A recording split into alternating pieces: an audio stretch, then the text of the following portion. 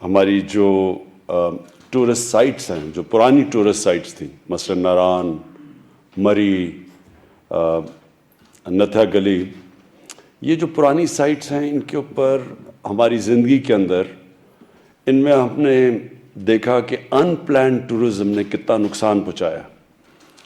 مری کا میں پڑھ رہا تھا ایک انگریز کے گیزیٹیئر میں کہ 1890 میں وہ لکھتا ہے، 1890 میں مری کا، کہ یہاں آبادی بہت زیادہ بڑھتی جا رہی ہے 1890 میں، تو یہ جو سسٹین نہیں کر سکے گا علاقہ اس آبادی کو۔ سو ہمارے سامنے مری ایک بڑی کنٹرول ہوتا تھا، پھر آہستہ آہستہ بلڈنگز بنتی گئیں، پھر اس کا موسم بدلتا گیا، اور ان پلانڈ سیٹلمنٹ کی وجہ سے جو اس کی خوبصورتی ختم ہو گئی۔ ابھی بھی جو نتھیا گلی ہے وہ میں خاص طور پہ اعظم خان کو کریڈٹ دیتا ہوں کہ بچا لیا نتھیا گلی، اور ابھی بھی جو جی ڈی ہے اس نے پلاننگ کی ہوئی ہے، روک رہا ہے ان پلانڈ ڈیولپمنٹ۔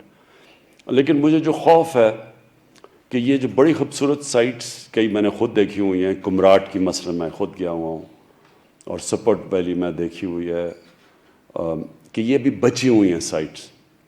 تو یہ بہت ضروری تھا جو آج آپ نے یہ ٹریک کا انیشیٹو لیا، یہ بہت ضروری تھا کہ اب جب ان کی ڈیولپمنٹ ہو تو بالکل انوائرمنٹل کنٹرول دیکھا جائے، بائی لاز بنے، جو ویسٹ ڈسپوزل ہے اس کے اوپر پوری طرح توجہ دی جائے جو آپ نے دی ہے آج، اور یہ سب ایک کنٹرولڈ انوائرمنٹ میں ہو جدھر بلڈنگز نہ بن جائیں بڑی بڑی۔ وہاں جس طرح عابد آپ نے بڑا اچھا بتایا کہ مجھے آپ نے سوات کے اندر آپ اوپر لے کے گئے، وہ دکھایا بھی ہے کہ وہ پوڈز رکھے ہوئے ہیں جو ریموویبل، جس طرح کے میں کینیا سفاری پارکس میں دیکھے ہوئے ہیں، وہ موویبل ہوتے ہیں، وہ پرماننٹ سٹرکچرز نہیں بنتے نیشنل پارکس کے اندر۔ اسی طرح یہ علاقے بچیں گے تب کہ آپ ان میں پرماننٹ سٹرکچرز نہ بنائیں، آپ ایسی جگہیں بنائیں جو کہ کانکریٹ جنگل نہ بن جائے، جس طرح کہ اب مری بن چکا ہے اور جس طرح کے گلیات کے اندر بنتے جا رہے ہیں۔ امپورٹنٹ چیز کنٹری ہیڈ ورلڈ بینک کے ناجی صاحب نے کہا، بڑی امپورٹنٹ بات کی کہ یہ ٹورزم ریزورٹس تب کامیاب ہوتی ہیں، اور ورڈ استعمال کیا، سسٹینیبل تب ہوتی ہیں جب کہ مقامی لوگوں کو فائدہ ہو۔ جب تک مقامی لوگوں کو فائدہ نہیں ہوگا، ان کو روزگار نہیں ملے گا، ان کی زندگی بہتر نہیں ہوگی، تو یہ ریزورٹس زیادہ دیر چلیں گے نہیں آپ کی۔ مقامی لوگوں کو جب یہ احساس ہوگا کہ یہاں درخت نہ کٹیں، کیونکہ اگر درخت کٹ گئے تو ٹورسٹ نہیں آئیں گے، تو وہ پھر وہ درختوں کو بچائیں گے۔ جس طرح کہ چترال کے اندر آئی بیکس کی پروٹیکشن کی گئی، ایک وقت پہ آئی بیکس کا جو پاپولیشن تھا وہ تقریباً ختم ہوتا جا رہا تھا، لیکن جب مقامی لوگوں کو کہا گیا کہ اگر آپ آئی بیکس بچائیں گے اور ان میں سے صرف چن کے ہر سال میں تھوڑوں سو کی ٹرافی ہنٹنگ کی جائے گی، اور پھر اس کا جو پیسہ ہوگا وہ کمیونٹی میں خرچ ہوگا، تو وہ اب آئی بیکس کی اتنی زیادہ آبادی ہو گئی کہ اب سڑک سے آپ کو نظر آتے ہیں کھڑے ہو کے، آپ آئی بیکس کو دیکھ سکتے ہیں۔ یہی ماڈل ساری جگہ ہمیں جو ٹورزم کے لیے واٹس ایپ کھولیں تو یہ سارا ماڈل ایسا ہونا چاہیے کہ جو مقامی لوگ ہیں وہ بینیفٹ کریں اس سے۔ تو وہ درخت اگر بچائیں گے، گندگی وہ نہیں ہونے دیں گے، وہ دریاؤں کو پلوٹ نہیں ہونے دیں گے، کیونکہ ان کو پتہ ہوگا کہ جتنی صفائی ہوگی اتنے زیادہ ٹورسٹ آئیں گے، اور اس سے علاقے بھی پرزرو ہو جائیں گے، اور پھر ہم جو سب سے بڑی چیز ہے کہ اپنے ملک میں لوگوں کو روزگار دے سکیں گے، خاص طور پہ ان علاقوں میں جدھر بڑا مشکل ہے۔ یعنی یہ جتنے بھی آپ نے علاقے بتائے، اتنا مشکل ہے، لوگ شہروں میں جاتے ہیں روزگار کے لیے، تو نوجوانوں کے لیے ان علاقوں میں اپنے آپ کو سسٹین کرنا مشکل ہوتا ہے۔ تو یہ ٹورزم ایک ایسی چیز ہے جو ان کو سسٹین کرے گی۔ اور پھر سے میں ریپیٹ کرتا ہوں، ایکو ٹورزم ایک سائنس بن چکی ہے، اور یہ اب اگر آپ کئی جگہیں جائیں، مالڈیوز جائیں، تو یہ سب سائنس ہے۔ کینین سفاری پارک چلے جائیں یا باقی جو ساؤتھ افریقہ میں سفاری پارکس ہیں، پوری سائنس ہے کہ کیسے وہ اپنے علاقوں کو بچاتے ہیں، کیونکہ اگر علاقے بچیں گے تو ٹورسٹ آئیں گے۔ دوسری چیز جو ہم سب کو سمجھنی ہے کہ اس وقت پاکستان کے اندر ٹورزم ایکسپلوڈ کر چکی ہے. جتنی ٹورزم آج پاکستان میں ہے، پاکستان کی تاریخ میں کبھی اتنی ٹورزم نہیں تھی. باہر سے بھی جو ٹورزم آتی ہے وہ اتنی زیادہ نہیں ہے. جو اندر پاکستان کی ٹورزم ہے وہ آج پاکستان کی تاریخ میں کبھی اتنی ٹورزم نہیں تھی. گرمیوں میں سارے ایک رش لگ جاتا ہے ہمارے ناردرن ایریاز میں، یہ اونچے جو علاقے ہیں، گرمی سے لوگوں نے بچنے کے لیے.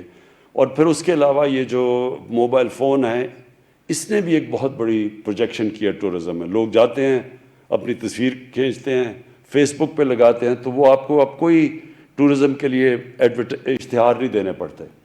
موبائل فون ہی ایک کی وجہ سے ٹورزم کے یہ جو سپاٹس ہیں یہ ساری جگہ ایڈورٹائز ہوتے ہیں. تو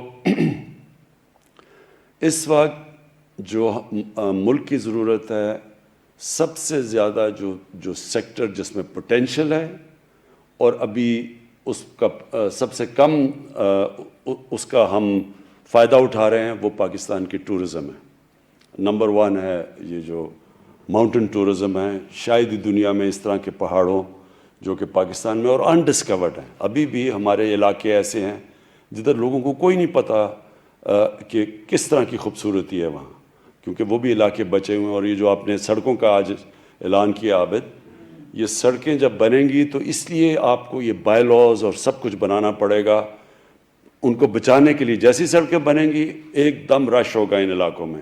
اس لیے آپ کو فیصلہ کرنا پڑے گا بیٹھ کے، جب پلاننگ کر رہے ہیں آپ، کہ کدھر تک آپ نے گاڑیوں کو آنے دینا ہے، کون سی جگہ پروٹیکٹ کرنی ہے، گاڑیاں اس کے آگے نہیں جا سکتی.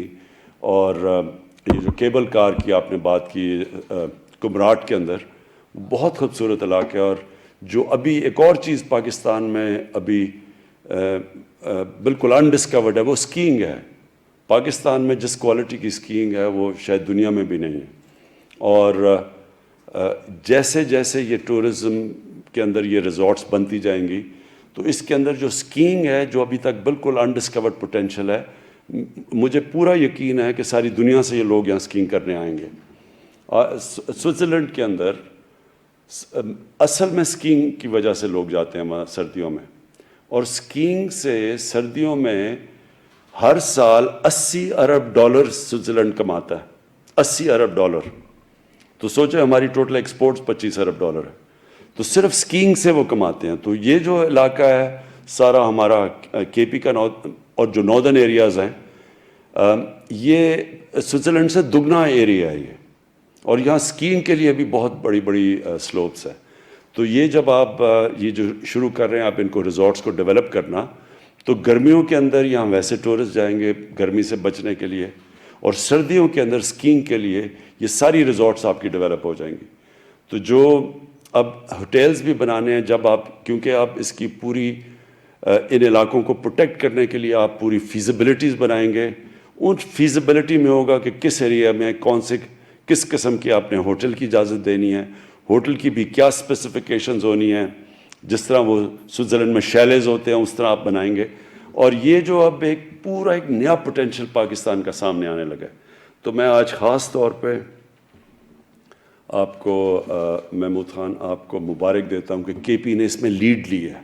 پختونخوا سب سے پہلے وہ چیزیں کرنی شروع کی ہے جو ابھی تک پاکستان میں کہیں نہیں ہوئی، کیونکہ آپ نے سب سے پہلے ریئلائز کیا کہ ان ایریاز کو پروٹیکٹ کرنا ہے.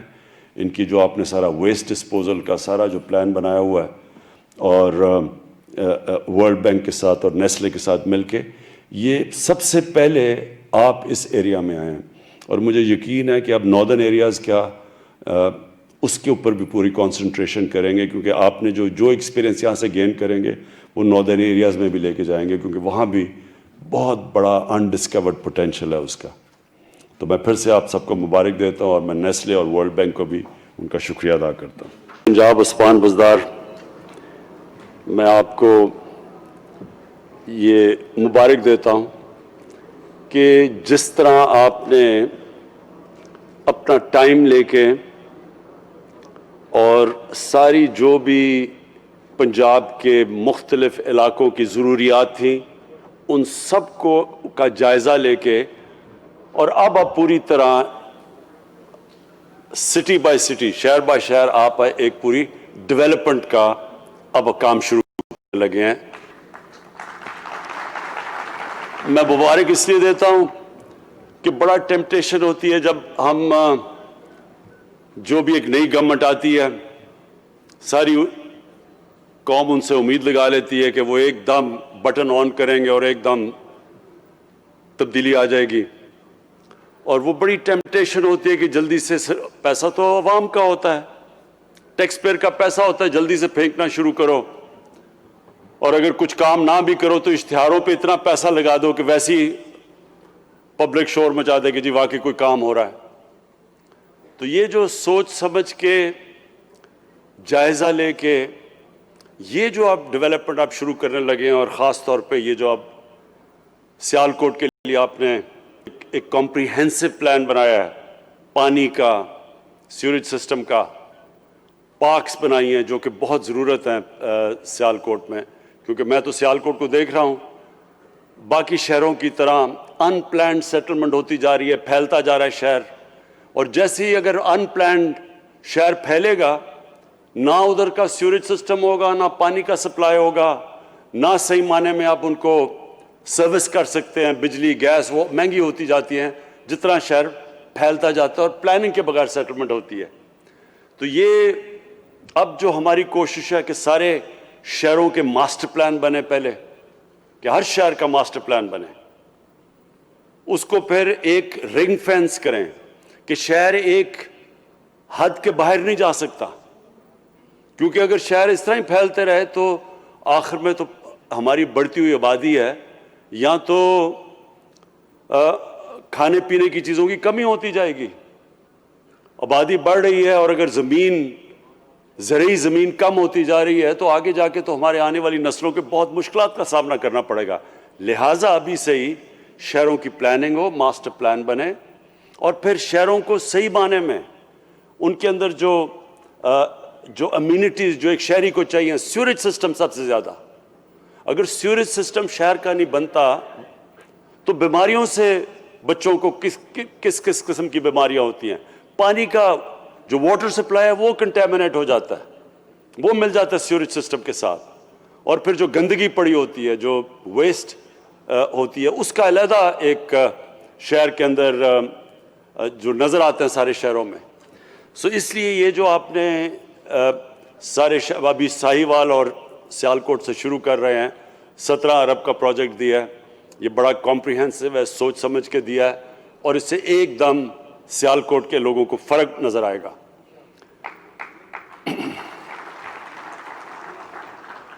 ایئرپورٹ کا تو میں پہلے سے جب یہ ایئرپورٹ بنا تھا میں نے سیالکوٹ کے لوگوں کو مبارک دی، کیونکہ یہ خود بزنس کمیونٹی نے بنایا تھا، اور آج اپنی ایئر لائن سیال ایئر شروع کی ہے جس کی ہم نے آج انوگریشن کی ہے، اس کا بھی میں بزنس کمیونٹی کو مبارک دیتا ہوں.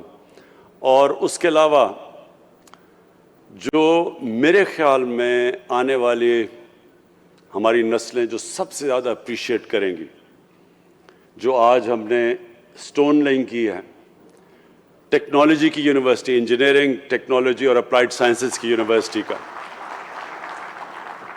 یہ میں اس کا کریڈٹ دیتا ہوں ڈاکٹر عطاء الرحمان، پاکستان کے بہت بڑے سائنٹسٹ اور جنہوں نے پاکستان کی تعلیم کے لیے بہت بڑا کام کیا ہوا ہے. ہائر ایجوکیشن انہوں نے شروع کی تھی جنرل مشرف کے زمانے میں، اور ان کی جو اپنی انسٹیٹیوٹ ہے اس وقت کراچی میں، وہ انٹرنیشنل لیول کی ہے. تو انہوں نے پہلے ہماری مدد کی جب ہماری گورنمنٹ پختونخوا میں تھی، تو ایک آسٹریا کے ساتھ اپلائیڈ سائنسز اور انجینئرنگ کی یونیورسٹی آج ہری پور میں اب شروع ہوئی ہے.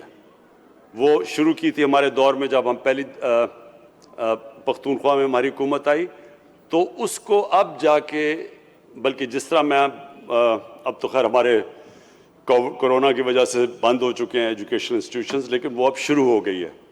اور یہ یاد رکھیں کہ قومیں یہ اس طرح کے ہائر ایجوکیشن، انجینئرنگ، سائنس، ان کی جو انسٹیٹیوشن، ان کے اوپر قومیں اٹھتی ہیں. برطانیہ دو ان کی کوالٹی یونیورسٹیز تھی، آکسفورڈ اور کیمبرج، ان دو یونیورسٹیز نے برطانیہ میں سائنٹسٹ دیے, انٹلیکچوئلز دیے, لیڈرز دیے, تو وہ ہمارے پاس بدقسمتی سے ہم نے وہ زور ہی نہیں لگایا ہماری کوالٹی انسٹیٹیوشنز بنانے میں. اب جو زمانہ ہے وہ سائنس اور ٹیکنالوجی کا ہے, اور بڑی تیزی سے دنیا بدل رہی ہے ٹیکنالوجی کے اندر. جس طرح کے چینجز آ رہے ہیں دنیا کی تاریخ میں کبھی ایسے چینجز نہیں آئے. تو اس لیے یہ جو آج ہم نے سٹون لینگ کی ہے, اور انشاءاللہ اب یہ بڑی تیزی سے, یہ آپ 3 سال میں وہ بنی تھی ہری پور کے اندر جو انسٹیٹیوٹ ہے, اور وہ آسٹریا کی کوالٹی انجینئرنگ یونیورسٹیز کے ساتھ اس کے ساتھ کولیبریشن کی ہوئی ہے. اور پھر چائنا کی ٹیکنالوجی کی یونیورسٹی سے کولیبریشن ہے. اسی طرح ڈاکٹر اطہر عمان اب کام کر رہے ہیں کہ ابھی سے انہوں نے شروع کر دیا ہے کہ کون سی کوالٹی کی, ایک تو آسٹرین یونیورسٹیز ہیں, کون سی کوالٹی اپلائیڈ سائنسز کی اور ٹیکنالوجی کی یونیورسٹیز جس سے کولیبریشن ہوگی, جو اب سیالکوٹ کے اندر ٹیکنالوجی کی انسٹیٹیوٹ بن رہی ہے. میں اس کے علاوہ جو مجھے آج بڑی خوشی ہو رہی ہے سیالکوٹ میں آ کے, کہ مجھے خوشی یہ ہے کہ سیالکوٹ کے لوگوں کے اندر ہمیشہ بڑی ایک وائبرنسی تھی, ایک ان کے اندر, یعنی جس طرح کی پاکستان کے اندر جو ہماری گورنمنٹس نے کبھی مدد ہی نہیں کی ایکسپورٹ انڈسٹری کی, انہوں نے کبھی ہماری انڈسٹری کو اس طرح, جو 1960s میں ایک دفعہ 50 سال پہلے, تب جس طرح ہماری گورنمنٹس نے ہماری انڈسٹری کو مدد کی تھی, اس کے بعد کبھی پاکستان کی انڈسٹری کی مدد نہیں کی گئی. اس کے باوجود سیالکوٹ کے انڈسٹریلسٹ, ان کے اندر اتنی جنون اور جذبہ تھا کہ اس کے باوجود یہ مسلسل محنت کرتے رہے, اور سیالکوٹ کو انہوں نے پاکستان کا ایک ایکسپورٹ کا ہب بنایا ہوا تھا. تو مجھے خوشی یہ ہے کہ اب ایک ایسی گورنمنٹ آئی ہے جس کی پالیسی یہ ہے کہ ہم نے اپنی ایکسپورٹس بڑھانی ہے اور ہم نے اپنی انڈسٹری کی اب مدد کرنی ہے.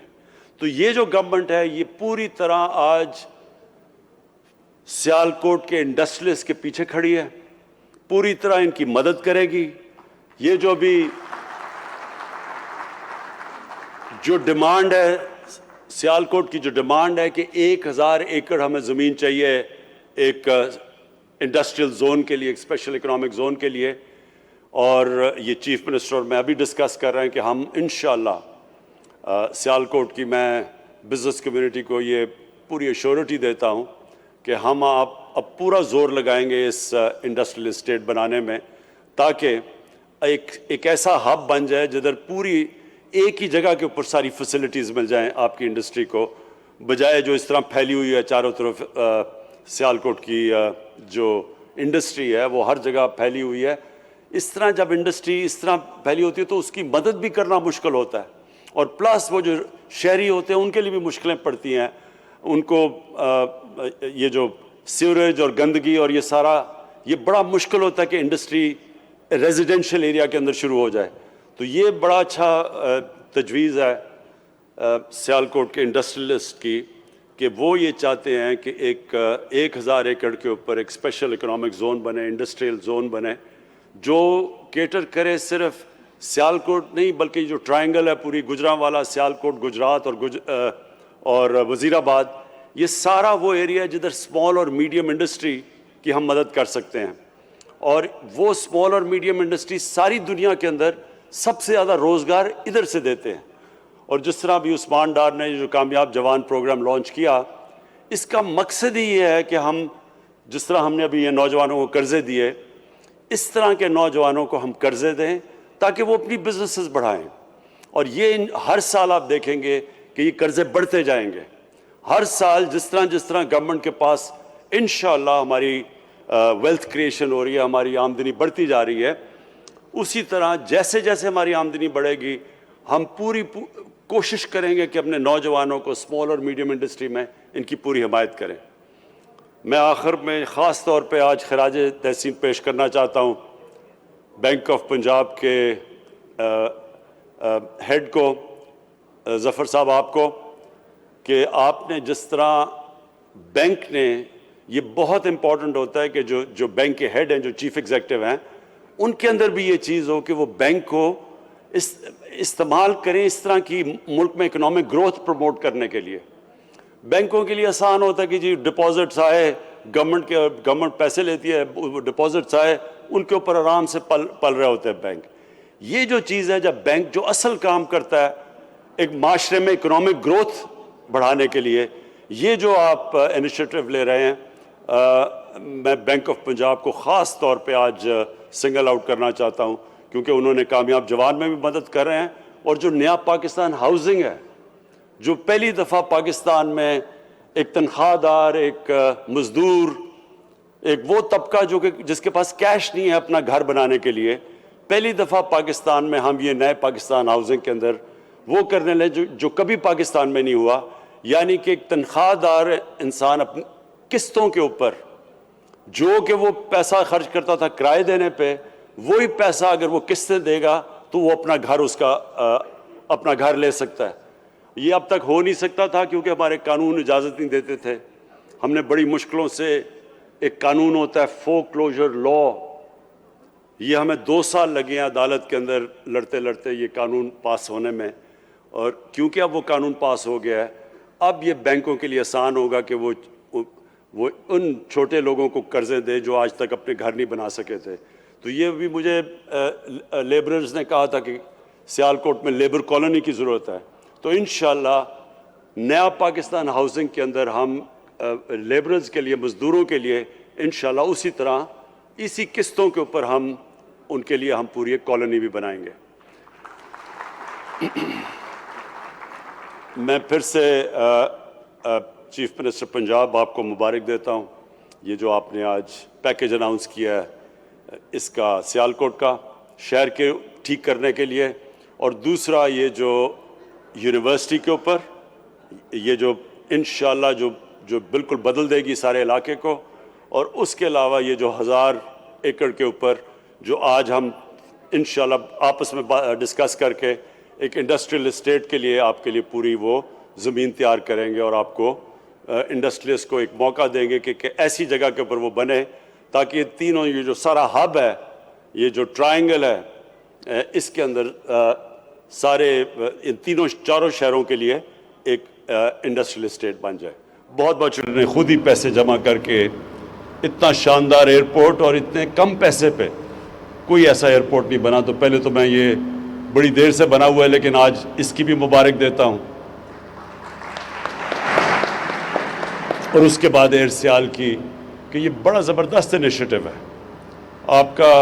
یہ جو اپنی ایئر لائن بنانا ہے, یہ ایک بزنس کمیونٹی جو سمجھتی ہے کہ کیسے بہتر چلا سکتی ہے, ایئرپورٹ کیسے بہتر چلا سکتا ہے, ایئر لائن بہتر کیسے چلا سکتی ہے. یہ آپ کا جو انیشیٹو ہے, یہ جب میرے پاس جب آپ نے مجھے بتایا بھی اس کا, تو میرے میں کوئی شک نہیں تھا کہ اس سے پاکستان کا ہر طرح فائدہ ہے. ایک تو سیالکوٹ کے لوگوں کا فائدہ ہے, اور اس میں پوٹینشل ہے, کیونکہ میرے خیال میں انشاءاللہ آنے والے دنوں میں سیالکوٹ ایک ابھی بھی جتنا بھی ایکسپورٹ کا ہب ہے, اس سے بہت بڑا یہ ایکسپورٹ کا سارے پاکستان کا سینٹر بننے جا رہا ہے. تو اس کے لیے آپ کو ایئر لائن کی ضرورت ہے اور پڑھنی تھی آگے. تو یہ ایک ابھی تو آپ کی شروع ہے, لیکن میرے میں کوئی شک نہیں کہ جس طرح آپ نے یہ اپنا ایئرپورٹ چلایا اسی طرح آپ ایئر لائن چلائیں گے, کمپٹیشن پیدا کریں گے.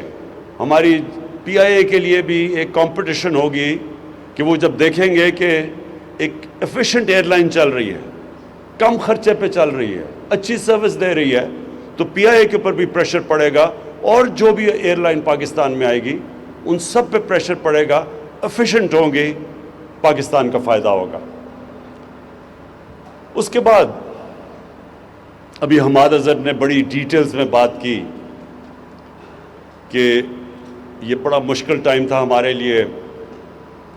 یہ جو کرونا کا جب ساری دنیا میں آپ دیکھ رہے ہیں, یہ ایک وبا جب پھیلی تو ساری دنیا میں ایک بڑا مشکل فیصلہ کرنا تھا کہ آپ جب لاک ڈاؤن کرتے ہیں, اور جو بہترین طریقہ ہے اس وائرس کو روکنے کا وہ لاک ڈاؤن ہے، کیونکہ جب لوگ زیادہ جمع ہوتے ہیں اور جب ماسک نہیں پہنتے، اور جو آپ میں سے ماسک نہیں پہنتے، میں آپ کو بار بار تاکید کرتا ہوں یہ ماسک سب پہنیں۔ اس کی وجہ ہے، اس کی وجہ یہ ہے کہ اللہ نے ہمارے پہ بڑا کرم کیا۔ جو پہلے ویو کے اندر پاکستان جس طرح کرونا وائرس سے نکلا ہے، ہماری کوشش تھی، عوام نے ہمارے ساتھ پوری طرح تعاون کیا، اور پھر اللہ کا کرم ہوا کہ ہم آج جو نکلے ہیں، جس طرح حماد نے کہا، WHO نے کوئی 7 ملک بتائے ساری دنیا میں جو سب سے بہترین طریقے سے کرونا وائرس سے جنہوں نے نیگوشیٹ کیا، نیویگیٹ کیا، کہ اپنے لوگوں کا روزگار بھی بچایا، اپنی بزنسز بھی بچائی، اور لوگوں کو کرونا سے بھی بچا لیا۔ یہ بڑا مشکل کام تھا، کیونکہ بار بار تاکید ہو رہی تھی کہ ہمیں لاک ڈاؤن کرنا چاہیے، اور افسوس سے کہنا پڑتا ہے کہ وہی اپوزیشن جو میرے اوپر تنقید کر رہی تھی کہ میں پوری طرح لاک ڈاؤن نہیں کر رہا، اور ہندوستان کی مثال دیتی تھی کہ نریندر مودی نے دیکھیں کتنا زبردست ہندوستان میں لاک ڈاؤن کیا، وہی آج جلسے جلوس کرتے پھرتے ہیں، جبکہ کرونا کے کیسز بڑھ رہے ہیں، اور ہم بار بار لوگوں کو کہہ رہے ہیں کہ یہ سردیاں اگر ہم نے یہ صحیح معنی میں احتیاط نہ کی، یہ سردیاں بڑی مشکل ہمارے لیے ہوں گی۔ جس طرح ساری دنیا میں آپ دیکھ لیں، امریکہ کے اندر آج ہر 4 دنوں میں اتنے لوگ کرونا سے مرتے ہیں جتنے ابھی تک 7 مہینے میں ہمارے اللہ کا شکر ہے نہیں مرے، یعنی اتنی تیزی سے وہاں پھیل رہی ہے۔ اور کیلیفورنیا میں پورا لاک ڈاؤن کیا ہوا ہے انہوں نے، انگلینڈ کے اندر انہوں نے بڑے اسٹرکٹ لاک ڈاؤن کیا ہوا ہے، اٹلی میں کیا ہوا ہے۔ تو ہم ابھی سے اگر احتیاط کریں جس طرح ہم نے پہلے کی تھی، تو یہ سردیوں میں ہم اپنے ملک کو بچا سکتے ہیں، اپنی انڈسٹری کو بھی بچا سکتے ہیں، اور اپنے لوگوں کو بھی بچا سکتے ہیں۔ تو اس لیے میں آپ سب کو بار بار تاکید کروں گا کہ سب سے آسان طریقہ اس وائرس کو روکنے کا یہ ماسک ہے۔ اچھا، میں پھر سے اب جو حماد نے باتیں کی میں اس سے آگے جاتا ہوں۔ دونوں منسٹرز حماد اظہر اور رزاق داؤد، انہوں نے بڑا زبردست بزنس کمیونٹی کے ساتھ انٹریکشن رکھا ہے، مسلسل یہ ان سے انٹریکٹ کرتے ہیں، پوری مجھے فیڈ بیک دیتے ہیں، جو بھی بزنس کمیونٹی کے پرابلمز ہیں وہ ہمیں بتاتے ہیں، اور ہماری پوری کوشش ہے کہ بزنس کمیونٹی کو پورا انکریج کیا جائے تاکہ پاکستان میں پھر سے انڈسٹریلائزیشن شروع ہو۔ آج سے 50 سال پہلے 60s کی دہائی میں پاکستان نے سب خطے میں سب سے تیزی سے انڈسٹریلائز کر رہا تھا۔ ہماری جو انڈسٹریل پروڈکشن تھی وہ کئی ایشین ٹائیگرز کی ملا کے پاکستان کی ان سے زیادہ تھی، اور پاکستان جس طرح آگے بڑھ رہا تھا، اگر غلط پالیسیز 70s میں نہ ہوتی تو پاکستان کی انڈسٹری کہاں سے کہاں پہنچ جاتی۔ لیکن بدقسمتی سے جو پالیسیز تھی وہ اینٹی بزنس اور اینٹی انڈسٹری تھی۔ یہ اس کے بعد اب یہ پہلی آپ کے سامنے گورنمنٹ آئی ہے جس کی اب پالیسی ہے پاکستان کو انڈسٹریلائز کرنا، جس کی اب پالیسی ہے کہ ہم نے اپنی بزنس کمیونٹی کو انسینٹیوز دینے ہیں، ان کی رکاوٹیں ختم کرنی ہیں، ان کے لیے جو فریز یوز کیا جاتا ہے ایز آف ڈوئنگ بزنس، ان کے لیے ہم نے کرنی ہے تاکہ انویسٹمنٹ بڑھے۔ اور یہ ہم نے کیوں کرنی ہے؟ کیونکہ میری گورنمنٹ کا جو سب سے بڑا مقصد ہے وہ یہ ہے کہ اس ملک میں غربت کم کی جائے، لوگوں کو غربت سے نکالا جائے، جو نچلا طبقہ اس وقت ہے اس کو اوپر اٹھایا جائے، اور جو علاقے پیچھے رہ گئے ہیں، جو بھی پاکستان میں علاقے پیچھے رہ گئے ہیں ان کے اوپر خاص توجہ دی جائے۔ مثلا جی بی ہے، گلگت بلتستان پیچھے رہ گیا، ہمارا جو فاٹا ہے، جو مرج ڈسٹرکٹس ہیں، جو پرانا قبائلی علاقہ ہے وہ پیچھے رہ گیا، بلوچستان پیچھے رہ گیا، پنجاب کی جو ڈسٹرکٹس ہیں، جو چیف منسٹر کی ڈسٹرکٹ ہے ڈی جی خان، اور اس پہ ان کا جو علاقہ قبائلی علاقہ ڈی جی خان کا، وہ سب سے پیچھے رہ گیا۔ تو سب سے پہلے تو جو ڈیولپمنٹ ہو وہ ہمیشہ انکلوسیو ہوتی ہے. کبھی بھی ایک چھوٹے سے علاقے کو آپ ڈیولپ کر لیں اور باقی ملک پیچھے رہ جائے, وہ ملک ترقی نہیں کر سکتا. اور وہ بھی ملک ترقی نہیں کر سکتا جدھر ایک چھوٹا سا طبقہ امیر ہو جائے اور باقی لوگ غریب ہو جائیں. سو جو ڈیولپمنٹ ہوتی ہے وہ انکلوسیو ہوتی ہے. اس کے لیے جو ہمارے سامنے ماڈرن ایرا کے اندر جو ماڈل ہے وہ ہے چائنا کا. چائنا نے جو 30 سال میں کیا ہے, انہوں نے اپنے نچلے طبقے کو اوپر اٹھا کے ایک اکنامک جائنٹ بن گیا. 70 کروڑ لوگوں کو 30 سال میں 35 سال میں انہوں نے غربت سے نکالا ہے. تو کانسنٹریٹ کیا. اب جو علاقے پیچھے رہ گئے ان کو وہ مدد کر رہے ہیں. جو سی پیک کا اصل ایک اور بہت بڑی وجہ یہ ہے کہ وہ اپنا جو ویسٹرن چائنا ہے جو پیچھے رہ گیا ہے اس کو کنیکٹ کرنا چاہتے ہیں.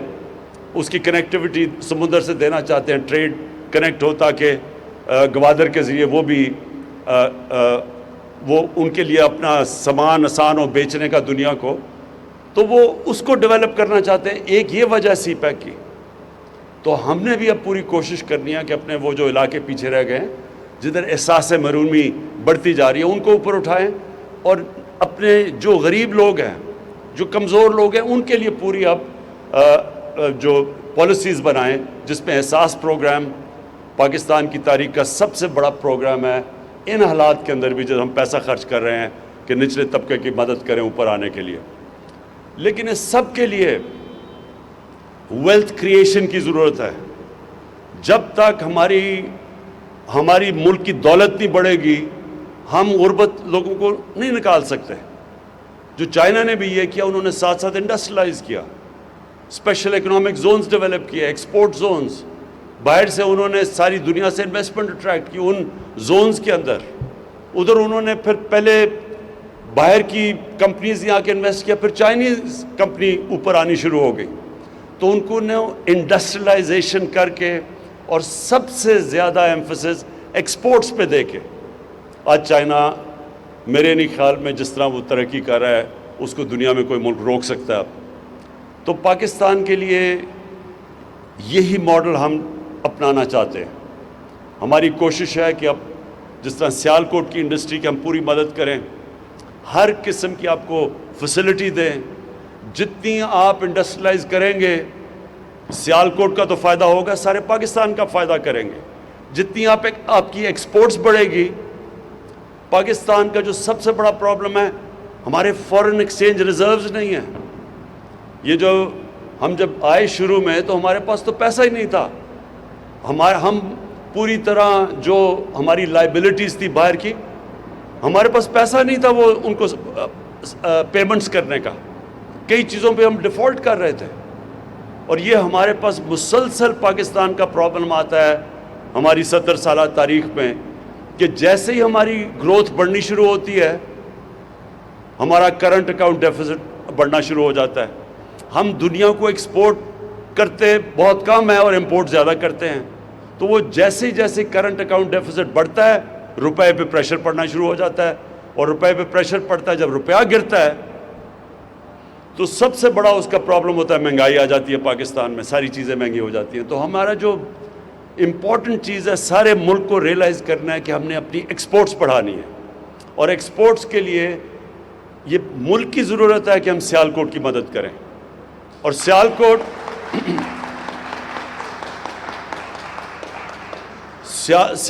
میں اور یہ جو ساری ٹرائنگل ہے, گجرانوالہ, گجرات, وزیر آباد, سیالکوٹ, یہ سارا جو علاقہ ہے یہ ایک تو ایکسپورٹس کے لیے ہمارے لیے سب سے بہترین علاقہ ہے جس کی اگر ہم مدد کریں, یہ اور کراچی اور فیصل آباد, یہ سب سے بہتر ہمارے لیے کہ اگر ہم ان کی مدد کریں گے تو ملک کا فائدہ ہوگا, ایکسپورٹس بڑھیں گی.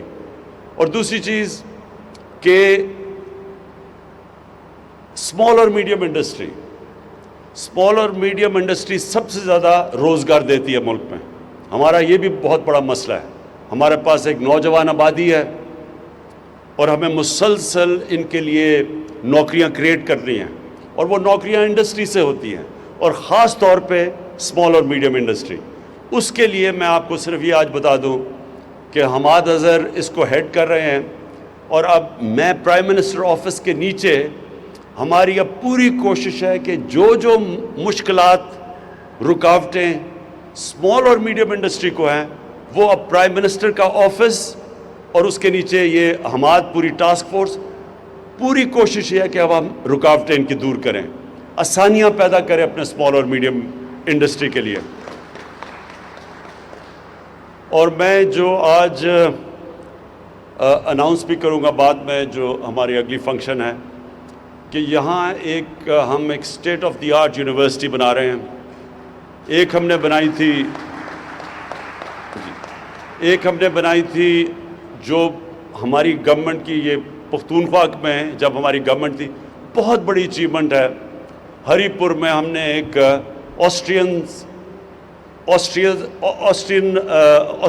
آسٹریا انجینئرنگ میں بہت آگے ہے دنیا سے، جرمنز اور آسٹرینز بہت آگے ہیں، تو آسٹرینز کے ساتھ مل کے ان کی ایک اسپیشل، ان کی بڑی ایلیٹ انجینئرنگ یونیورسٹی ہے فوہوکشولے، وہ ہم نے سیٹ اپ کی ہے ہری پور میں، جو کہ اب شروع ہو گئی ہے، 4 سال لگے ہمیں، وہ اب شروع ہو گئی ہے۔ اور اس کے اندر اپلائیڈ سائنسز اور انجینئرنگ وہ ایک سینٹر بنا ہے جو انٹرنیشنل لیول کا، جو ہمیں شدید ضرورت ہے اس ملک میں انجینئرز پروڈیوس کرنے کی، quality I T professionals, artificial intelligence, یہ نئی جو ٹیکنالوجیز آ رہی ہیں، تو ٹیکنالوجی کے اوپر بیس وہ جو ہری پور میں یونیورسٹی ہے، اسی کی طرح کی یونیورسٹی اب ہم ریپلیکیٹ کر رہے ہیں انشاءاللہ یہاں سیالکوٹ کے اندر، اور وہ آپ کی سارا جو یہ انڈسٹریلائزیشن کی مدد کرے گی، یہ کوالٹی انٹرنیشنل سٹینڈرڈ کی اپلائیڈ سائنسز اور انجینئرنگ کی یونیورسٹی اور ٹیکنالوجی کی یونیورسٹی۔ تو آخر میں صرف آپ کو ایک چیز اشور کرنا چاہتا ہوں، یہ جو میں آپ کے پاس آیا ہوں اور آپ کو کہہ رہا ہوں کہ پوری طرح اپنی انڈسٹری کی ہم مدد کریں گے، اور سیالکوٹ کی وہ بزنس کمیونٹی جس میں وائبرنسی ایسی ہے کہ وہ اپنی سڑکیں بھی بنا لیتے ہیں، اپنے ایئرپورٹ بھی، اب اپنی ایئر لائن بھی بنا لی ہے، ان کی اب ہم آپ کی پوری طرح مدد کریں گے، ہر طرح آپ کی مدد ہوگی کانسٹنٹلی آپ سے۔ ابھی میں نے 2 ہفتے کے بعد آپ سے مل رہا ہوں، اس سے پہلے آپ نے حماد کو اور رزاق داؤد کو بتانا ہے کہ کیا کیا آپ کے ایشوز ہیں، وہ ہم آپ کو جو میرے سے میٹنگ ہوگی انشاءاللہ، اس میٹنگ میں بیٹھ کے سارے آپ کے ایشوز جو FBR سے ہیں، جو اسٹیٹ بینک آف پاکستان سے ہیں، جو یوٹیلیٹی کمپنیز سے ہیں، وہ سارے انشاءاللہ ایک ہی وقت پہ ہم بیٹھ کے آپ کے سارے ایشوز حل کریں گے۔ اور میں سیالکوٹ کو آخر میں یہ کہنا چاہتا ہوں کہ جو انشاءاللہ ہم اپنا جو لوکل گورنمنٹ سسٹم لے کے آ رہے ہیں، ہمارا جو لوکل گورنمنٹ سسٹم ہے اس کے اندر شہروں کو ہم سٹی گورنمنٹس لے کے آ رہے ہیں، اور پہلی دفعہ پاکستان کی تاریخ میں جو سٹی گورنمنٹ بنے گی وہ ڈائریکٹ الیکشن سے میئر الیکٹ ہوگا۔ یہ جس طرح کے لنڈن میئر ہوتا ہے، جس طرح کے پیرس میں ہوتا ہے، جس طرح نیو یارک کا میئر ہوتا ہے، اسی طرح ایک ماڈرن میٹروپولیٹن سٹی کا ایک سیٹ اپ لے کے آ رہے ہیں، کیونکہ یہ جو آپ کے مسئلے ہیں، میونسپل مسئلے، سڑکیں، گندگی، یہ تب تک نہیں حل ہوں گی جب تک ایک ماڈرن، ایک میٹروپولیٹن سٹی کی لوکل گورنمنٹ آپ کی نہیں بنے گی۔ یہ پہلی دفعہ پاکستان کی تاریخ میں ہم الیکشن کروائیں گے انشاءاللہ اپریل کے بعد، ڈائریکٹلی الیکٹڈ میئر ہوگا، اور وہ میئر وہ لوگ الیکٹ کریں، آپ کے شہر کے وہ لوگ کریں گے جس میں ایڈمنسٹریٹو کیپبلٹیز ہوں گی، وہ پھر اپنی ٹیم لے کے آئے گا، وہ ٹیم ایسی ہوگی جس کے اندر ہر قسم کا شعبہ ہوگا کہ پانی سیالکوٹ کا کیسے مینیج کرنا ہے اگلے 15-20 سال تک، اس کی سیوریج سسٹم کیسے ٹھیک کرنی ہے، سڑکیں، سارا کچھ ایک سٹی گورنمنٹ پورا ایک ہی امبریلا کے نیچے ہوگی۔ تو آپ کو پھر جانا نہیں پڑے گا کہ پنجاب جائیں اور لاہور جا کے اپنی وہ اپنی درخواستیں لے کے جائیں، یہیں بیٹھ کے آپ اپنی خود شہر چلائیں گے۔ تو اگر جو اپنے ایئرپورٹ بنا سکتے ہیں، جو اپنی ایئر لائن بنا سکتے ہیں، سڑکیں ابھی بنا سکتے ہیں، تو اس سسٹم میں آپ کو پوری طرح موقع ملے گا سیالکوٹ کو ایک ماڈرن سٹی بنانے کے لیے۔ میں آخر میں آپ سب کا شکر گزار ہوں، مبارک دیتا ہوں ایئر سیال کو، انشاءاللہ یہ بگننگ ہے۔ سنا تین ابھی آپ کے پاس جہاز ہیں، 3 لیز کی ہیں، تو انشاءاللہ جو آپ کی میں انتھیوزیازم دیکھ رہا ہوں، مجھے کوئی شک نہیں کہ یہ پوری پاکستان کے لیے ایک مثالی ایئر لائنز بنے گی. بہت بہت شکریہ. کئی دفعہ یہ سوچنا پڑتا ہے کہ یہ ریاست اپنے کام کرتی ہے یا صرف پاکستان کے خلاف جعلی کاروائیاں کرنے میں لگی ہوئی ہے. پھر جو پارلیمنٹیرین تھے یورپین یونین کے، ان سے اخبارات میں آرٹیکلز لکھوائے گئے، ان کے پارلیمنٹ میں سوال پلانٹ کروائے گئے کہ جی یہ سوال پوچھا جائے جس کا یہ جواب ہونا چاہیے. اور اس کے بعد جو ان کی سٹیٹمنٹس ہوتی ہیں جو پارلیمان میں اپنے ممبران دیتے ہیں، ان میں بھی یہ پوائنٹ آف ویو انجیکٹ کروایا گیا. ڈیمونسٹریشنز کی بات ہو گئی. میں آپ کو اپنے ایکسپیرینس اور وثوق سے کہتا ہوں، ہم جو جینوئن اپنی پروجیکشن کرتے ہیں، جو اپنی بات پہنچاتے ہیں، وہ دنیا میں ایک جگہ کرنا اس کے لیے مہینوں کام کرنا پڑتا ہے. ادھر یہ حال ہے کہ روز ایک پروٹیسٹ ہو رہا ہے، تصویر آ رہی ہے، آپ لوگ بھی ہم سے سوال پوچھ رہے ہیں کہ جناب یہ کیا ہو رہا ہے فری بلوچستان. کبھی آپ نے دیکھا ہوگا برطانیہ میں بسوں پہ لکھا ہوتا ہے فری بلوچستان، کبھی کچھ. آج آپ کو ہم نہیں، ایک تیسری انڈیپینڈنٹ وائس بتا رہی ہے کہ یہ کیا ہو رہا ہے. یونائٹڈ نیشنز میں اسپیکنگ سلاٹس لیے گئے، وہاں پہ باتیں کروائی گئی. اور اس کے بعد ذکر کر دیا وزیر خارجہ نے، یہ جو رائٹرز اور اے این آئی کا کنیکشن ہے، یہ آپ ان کی ویب سائٹ دیکھیے، وہ خود کہتے ہیں کہ ہماری اسٹریٹجک پارٹنرشپ ہے اور جو چیز بھی اے این آئی سے آتی ہے وہ ہم چلائیں. اور کیا آ رہا تھا اور کیا چل رہا تھا یہ آپ کے سامنے. اس کا سکیل بھی سن لیجئے. 116 ممالک، 750 سے زائد فیک میڈیا آؤٹ لیٹس، 550 سے زائد ڈومین نیمز. یہ بہت اہم ہے. آپ نئی دلی میں بیٹھ کے ساری دنیا میں نئی ڈومینز اور ویب سائٹس کریٹ کر رہے ہیں ایز اف کہ کوئی وہ جینوئن بندہ یورپ میں یا کہیں بیٹھ کے وہ کام کر رہا ہے اور ایک ہی خبر ساروں سے چلا رہا ہے. اخبارات میں فیک جرنلسٹ کے نام، جرنلسٹ ایگزسٹ ہی نہیں کرتے، کو فوت ہو گیا، ان کے ناموں سے آرٹیکلز چھپوا رہے ہیں اور لوگوں کی آئیڈینٹیٹیز چوری کر رہے ہیں. کریڈٹ کارڈ کی چوری ہوتی ہے، آپ جاتے ہیں کو آپ کی آن لائن آئیڈینٹیٹی چوری کر کے اور اس سے غلط کام کرتا ہے. وہ انہوں نے پروو کیا ہے رپورٹ کے اندر. این جی اوز کا میں نے ذکر کر دیا، 10 یا 10 سے زائد جو ہیں وہ ایکریڈیٹڈ یو این کو یوز کر رہے تھے. اور پھر جو لوگ فوت ہو چکے ہیں، ایک ہیومن رائٹس کے بہت ہی مشہور لائر اور ایک جن کو بانی کہا جاتا ہے، ہارورڈ یونیورسٹی کے پروفیسر ہیومن رائٹس کی ساری فیلڈ کے، ان کو فوت ہو چکے ہیں نام استعمال کر کے ان کے ناموں پہ اکاؤنٹ چلا کے اور میسج آگے بھجوائے جا رہے ہیں پاکستان کے خلاف. یہ اگر تو کوئی ہالی ووڈ کی فلم ہوتی مافیا پہ تو میں مان لیتا، لیکن یہ حقیقت ہے جو ہمارا ہمسایہ ہمارے خلاف کر رہا ہے. میں آپ کو 2-3 کوٹس دینا چاہتا ہوں اس رپورٹ سے جو بہت اہم ہیں اور انٹرنیشنل کمیونٹی کو بھی سمجھنا ضروری ہے. ایک چیز یہ رپورٹ کہتی ہے، We have been astonished by the multiplication of layers of fake, something we had never encountered in other investigations. یعنی یہ جو جال انہوں نے پھیلایا، آج سے پہلے اس طرح کا جال کبھی ہماری نظر سے نہیں گزرا. یہ ہے اس کا level.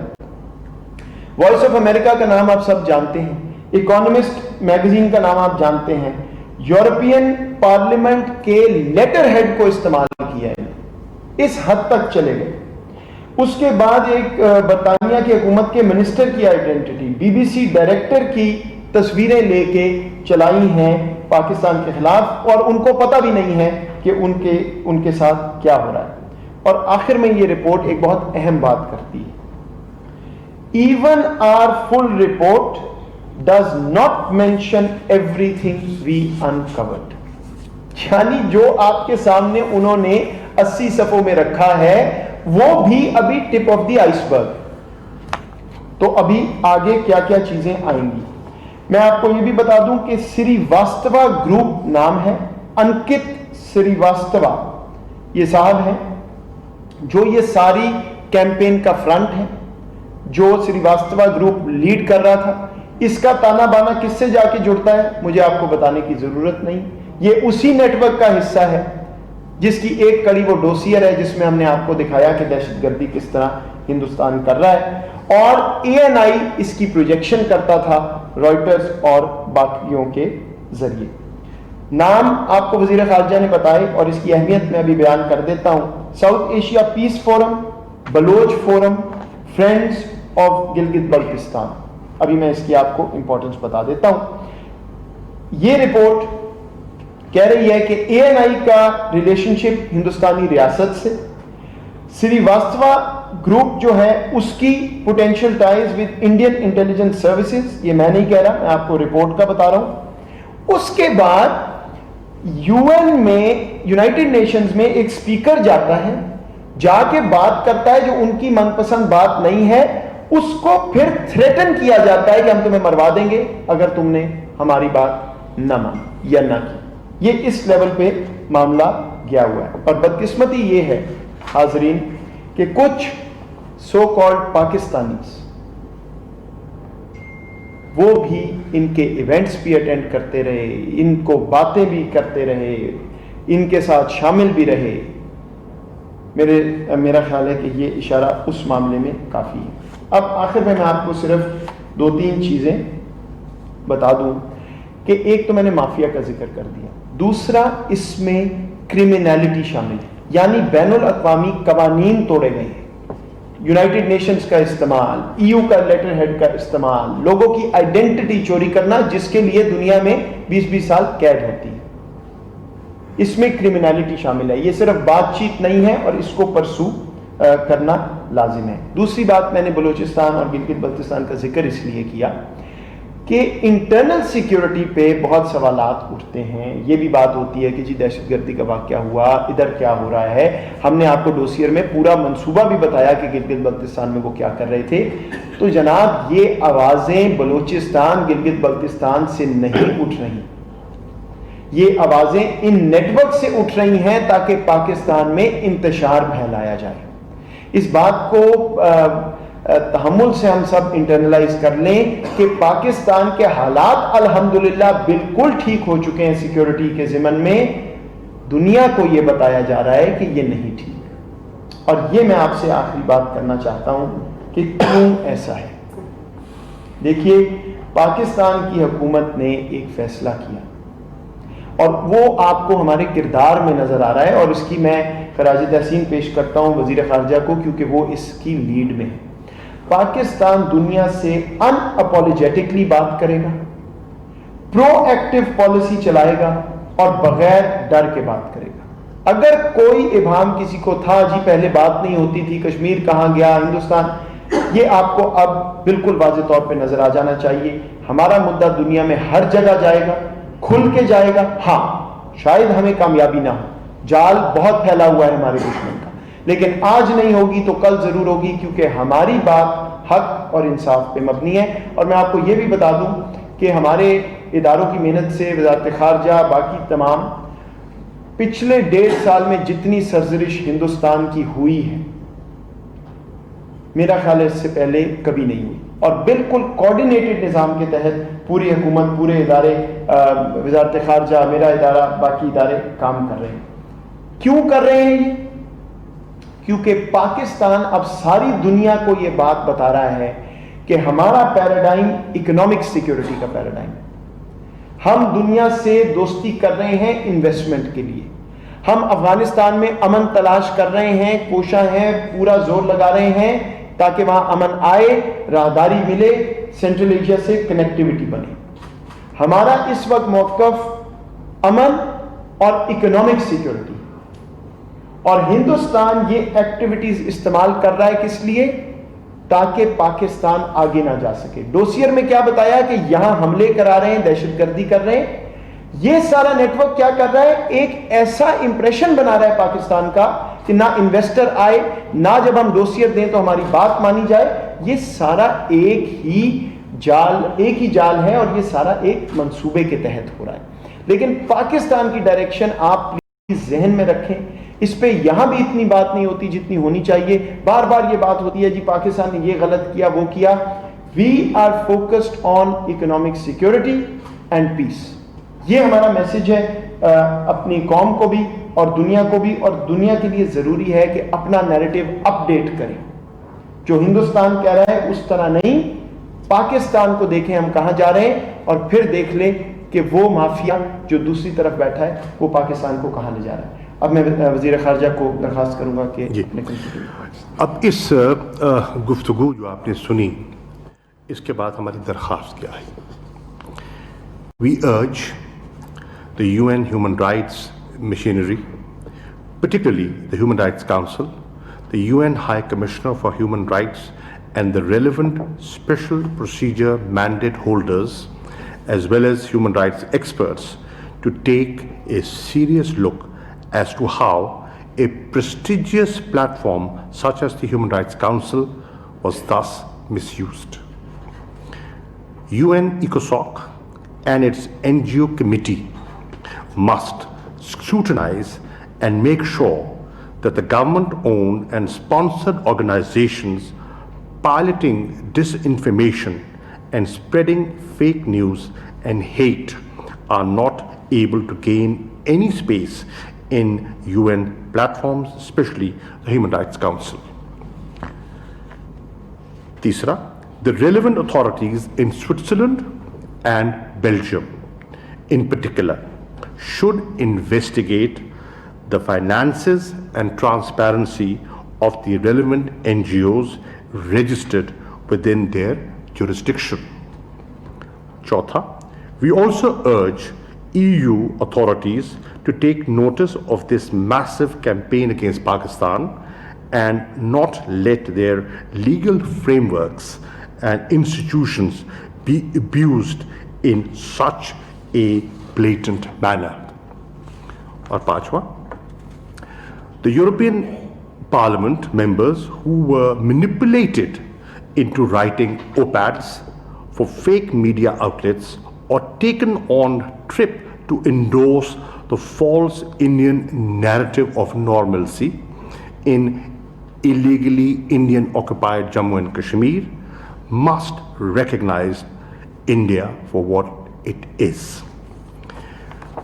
You've all heard the details of India's propaganda and influence operation against Pakistan. Today, India is manipulating and misusing the international system for its own nefarious designs.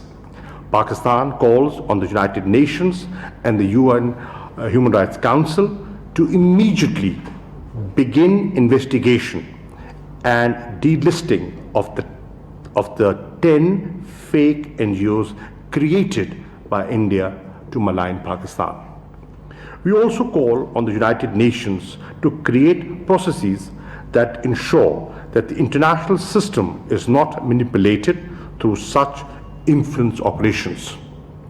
Additionally, we call on the European Union Parliament to begin a credible investigation into the manipulation of the EU Parliament and its legislative process by these fake organizations involved in anti-Pakistan propaganda under a fully funded disinformation and influence operation run by India. We also call on international news agencies, especially Reuters, to reconsider their existing partnership with ANI News Agency, now proven to be pushing fake news from 2 fake Indian-created websites reportedly. And the last, truth cannot be hidden for long. The scope and extent of India's operations against Pakistan under their hybrid war is now apparent for the world to see. Pakistan will take all necessary actions to protect its interests. Once again, we warn the world to take heed of the RSS BJP regime's agenda, which threatens regional peace and continues to manipulate the international system for its own nefarious ends. شکریہ. اور بوکھلاہٹ کی یہ حالت ہے کہ جو اقدام ان کو آخر میں کرنے چاہیے وہ انہوں نے غلطی سے بوکھلاہٹ میں پہلے کر دیے ہیں. ان کا یہ واویلا جس میں کہ عوام کے لیے کچھ بھی نہیں ہے، چاہے وہ پیڈ ایڈورٹیزمنٹس کے تھرو ہو یا اپنی تقریروں کے تھرو ہو، جس میں کہ جھوٹ در جھوٹ بولا جا رہا ہے، جس کے کہ یہ ظاہر ہے کہ ماہر ہیں، ان کی زندگی گزری ہی جھوٹ پہ ہے.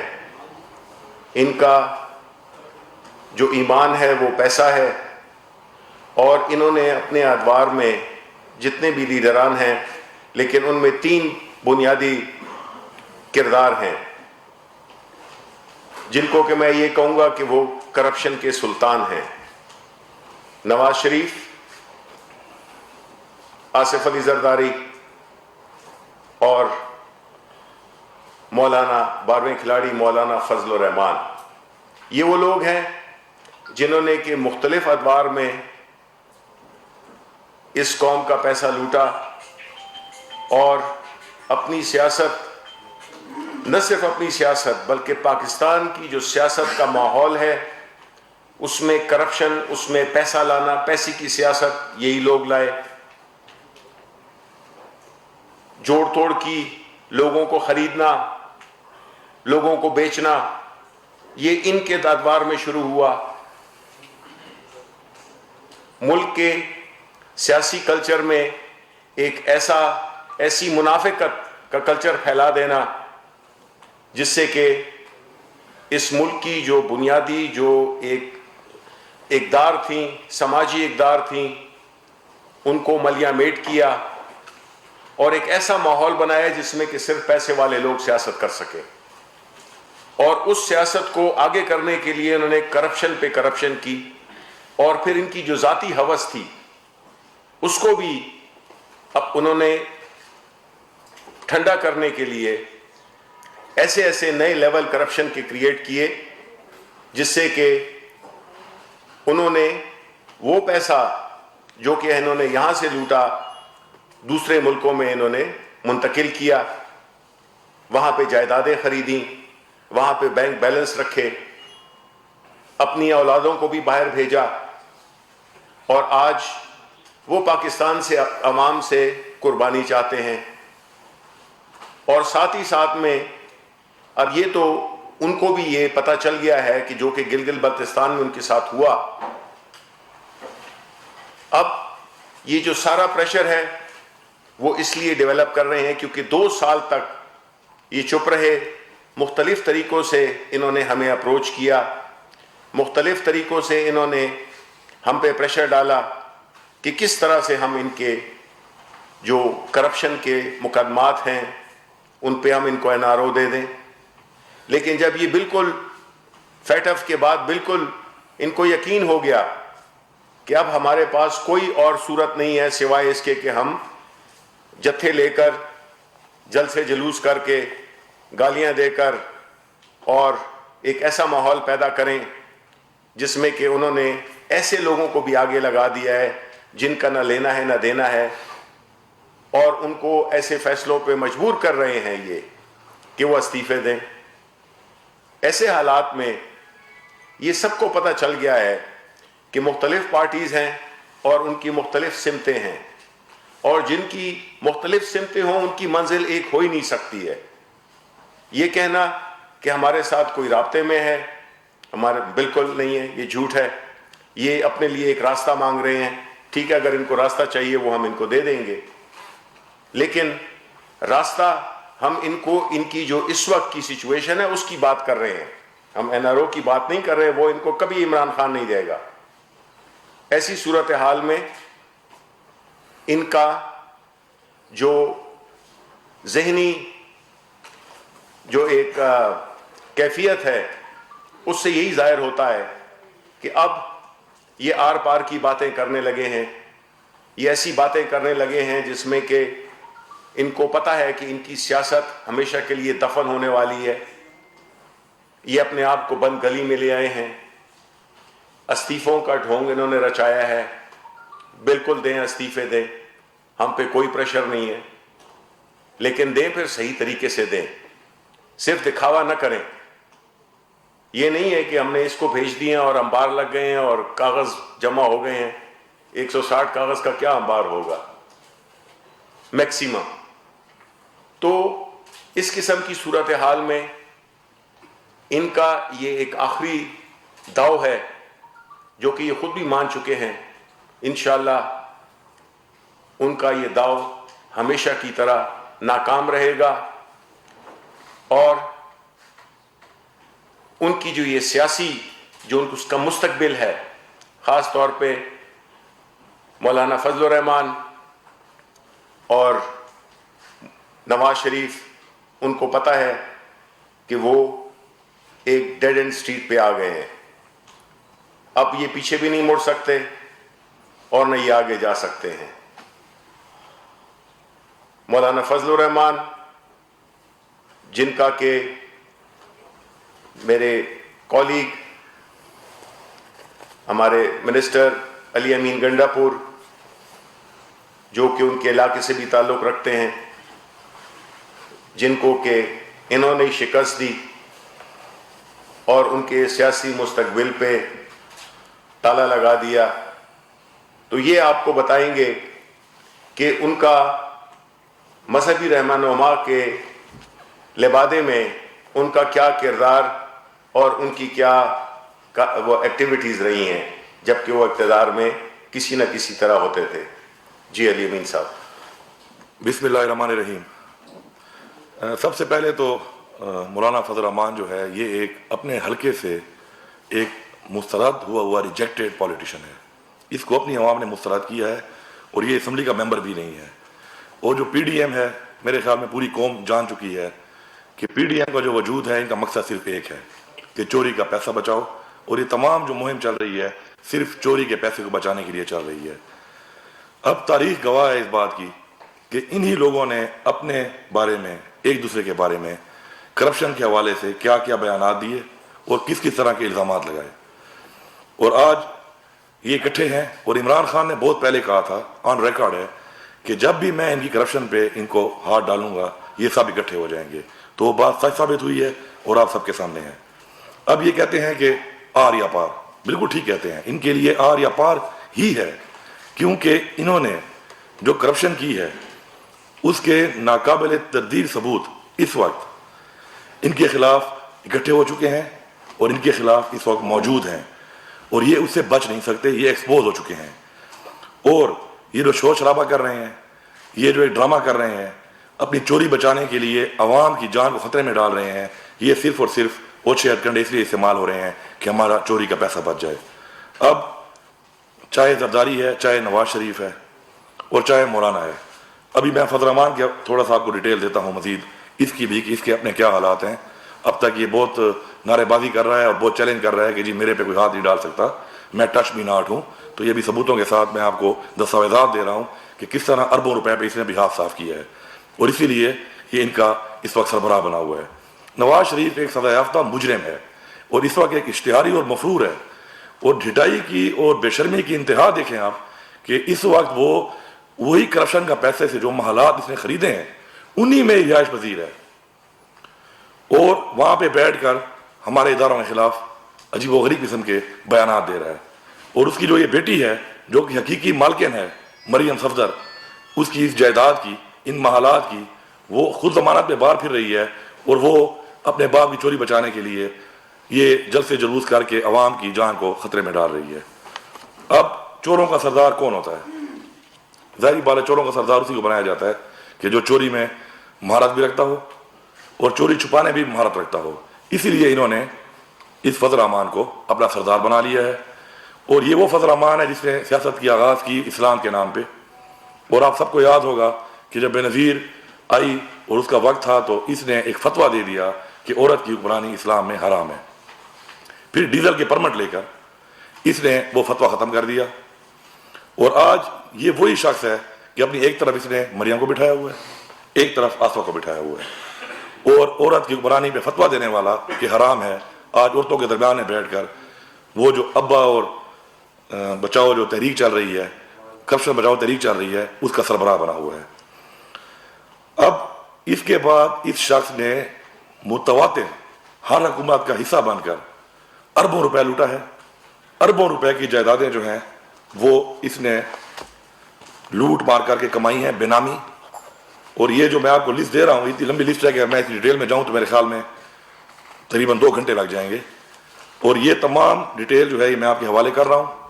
میں اس کو چیلنج کرتا ہوں کہ یہ الزام نہیں، یہ میرا دعویٰ ہے کہ اگر یہ کہتا ہے کہ جھوٹ ہے مجھے عدالت میں لے جائے، ڈیفیمیشن کا کیس کرے میرے اوپر، میں عدالت میں یہ تمام جائیدادیں اس کی ثابت کروں گا۔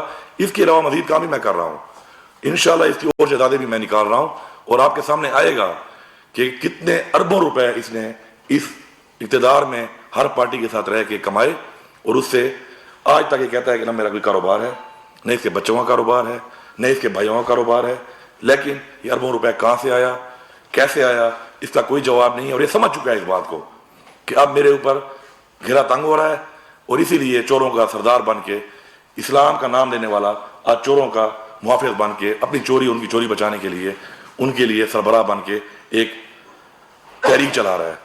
اب یہ کچھ سوالات میرے اور بھی ہیں اس کے علاوہ، کیونکہ مولانا فضل الرحمان اربوں روپے کھانے کے علاوہ کچھ اور سازشوں کا بھی حصہ رہا ہے۔ اس ملک کے اندر بیرونی قوتیں جو ہمارے ملک کو کمزور کرنے کے لیے جو کام کرتی رہی ہیں، یہ ان کے ساتھ کام کرتا رہا ہے، اور یہ بھی میں دعویٰ کر رہا ہوں اور چیلنج کر رہا ہوں کہ یہ مجھے لے جائے عدالت میں ثابت کروں گا کہ یہ الزام نہیں، یہ میرا دعویٰ ہے، اور ثبوت دوں گا اس کے۔ میرے 4 سوال ہیں اس سے، اور میں میڈیا سے اور قوم سے یہ ریکویسٹ کروں گا کہ 13 کے جلسے میں اپنی تقریر میں جو آ رہا ہے اس میں ان 4 سوالوں کے بھی جواب دے دے۔ اگر یہ ان کی تردید کرے گا تو میں ثبوت دوں گا، اور اگر تردید نہیں کرتا تو ہمیں بتائے ان کا جواب، اور یہ بھی وعدے کر دے اپنی باقی جو باتیں سے کرنی ہے، ساتھ یہ بھی کہہ دے۔ پہلا سوال میرا یہ ہے کہ آپ کیا MIC سے ساتھ رابطے رہے ہیں؟ آپ بتائیں کہ آپ MIC سے ساتھ رابطے جو کر رہے تھے کس بنیاد پہ کر رہے تھے، اور کیا بات چیت آپ کر رہے تھے؟ قوم کو آپ اس کا جواب دیں، قوم کو واضح کریں گے۔ دوسری بات کہ Indian national security advisor Ajit Doval کے ساتھ آپ کی میٹنگ ہوئی، اور اس میٹنگ میں آپ کا جمعیت علماء اسلام ہند کا جو آپ کا ایگزیکٹو ڈائریکٹر ہے جس کا نام ہے مولانا محمود احمد مدنی، وہ بھی موجود تھا۔ آپ قوم کو یہ بتائیں کہ آپ کی جو میٹنگ ہوئی اس میں کیا بات چیت ہوئی، کیا بات ڈسکس ہوئی، اور میٹنگ کیوں کی آپ نے؟ یہ بھی میں ایک جواب مولانا صاحب سے قوم کی طرف سے اور میڈیا کی طرف اپنی طرف سے ایک جواب مانگتا ہوں۔ تیسری بات کہ آزادی مارچ جو مولانا صاحب نے آزادی مارچ کی، آزادی مارچ کی ٹائمنگ آپ چیک کریں۔ عمران خان نے جب عالمی سطح کے اوپر کشمیر کے مسئلے کو اجاگر کیا تو اسی وقت اس نے آزادی مارچ کا یہاں پہ اعلان کر دیا، اور جتنا نقصان اس نے مسئلہ کشمیر کو پہنچایا آزادی مارچ سے، شدید نقصان پہنچایا ہے، اس کا اندازہ سب کو ہے۔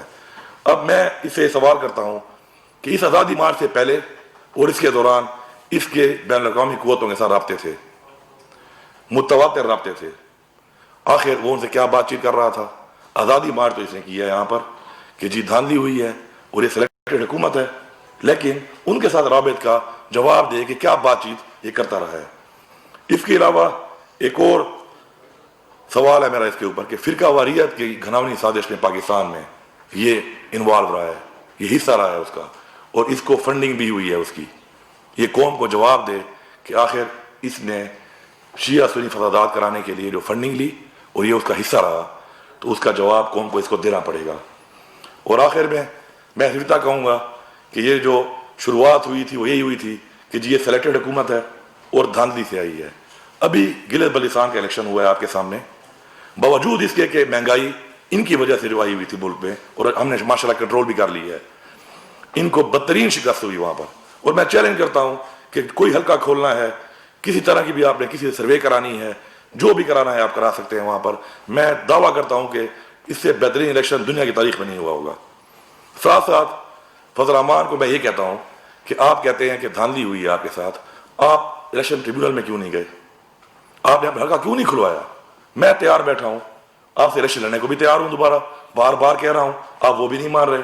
پھر میں آپ سے یہ کہتا ہوں کہ حلقہ کھلواؤ، میں یہاں پہ میڈیا کے ذریعے کہہ رہا ہوں کہ میں حلقہ کھلوانے کو بھی تیار ہوں، اب وہ بھی نہیں کر رہے اور الزام لگائی جا رہے ہیں کہ جی دھاندلی اور سلیکٹڈ ہے. ماشاءاللہ ہماری حکومت نے ان کی چوریوں کے باوجود اکانومی کو سنبھال لیا ہے. ان کی چوریوں کے باوجود آج وہ مافیا جن کی وجہ سے مہنگائی تھی ان مافیا کا مقابلہ کر کے چیزوں کو سستا کر دیا اور آگے انشاءاللہ مزید سستی ہوں گی. اور میں یہ سوالات 48 گھنٹے ٹائم دے رہا ہوں, 13 تاریخ کو اس جلسے کے اندر ان سوالات کے جواب دینے پڑیں گے, کیونکہ بیرونی قوتوں کے کہنے پر ملک کے خلاف سازش کرنے والا شخص اگر ایک پی ڈی ایم جیسی چور بچاؤ تحریک کو لیڈ کر رہا ہے اور کھڑا ہو کر ہمارے اداروں پہ باتیں کر رہا ہے, ہمارے اوپر سوالات اٹھا رہا ہے, قوم کی جان کو خطرے میں ڈال رہا ہے کرونا کی وبا کے باوجود, تو اس کو بھی جواب دینے پڑیں گے. یہ یا جواب دے گا اور یا مجھے عدالت میں لے کے جائے گا. میں اس کو فیس کرنے کو تیار ہوں.